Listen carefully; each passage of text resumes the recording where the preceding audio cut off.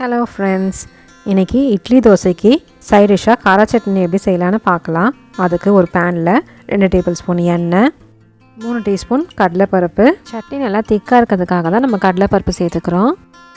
இப்போது கடலைப்பருப்பு நல்லா செவந்ததும் 3 மீடியம் சைஸ் வெங்காயம் ரஃபாக சாப் பண்ணி இதில் ஆட் பண்ணிக்கிறேன். அதுக்கப்புறம் ஒரு 4லேருந்து 5 காஞ்ச மிளகா, 2 காஷ்மீரி சில்லி இருந்ததுன்னா இதை சேர்த்துக்கோங்க, இது ஆப்ஷனல் தான். கலருக்காக தான் இந்த காஷ்மீரி சில்லி ஆட் பண்ணிக்கிறேன். அப்புறமா கொஞ்சமாக புளி.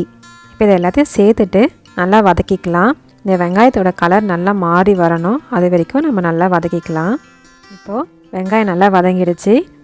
4 மீடியம் சைஸ் தக்காளியை ரஃபாக சாப் பண்ணி ஆட் பண்ணிக்கிறேன். அப்புறம் அந்த சட்னிக்கு தேவையான அளவுக்கு உப்பு. இப்போ இதை எல்லாத்தையும் சேர்த்துட்டு நல்லா வதக்கிக்கலாம்.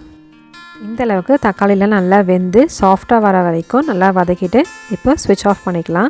இப்போ இதை நல்லா ஆற வச்சுட்டு ஒரு மிக்ஸி ஜாரில் நல்லா ஃபைன் பேஸ்ட்டாக அரைச்சி எடுத்துக்கலாம். நல்லா அரைச்சிட்டு இப்போ ஒரு பவுலில் ட்ரான்ஸ்ஃபர் பண்ணிக்கிறேன். இப்போ நார்மலாக சட்னிக்கு தாளிக்கிற மாதிரி கடுகு, காஞ்ச மிளகா, கருவேப்பிலை போட்டு தாளிச்சிட்டு இதோட மிக்ஸ் பண்ணிட்டா கார சட்னி ரெடி.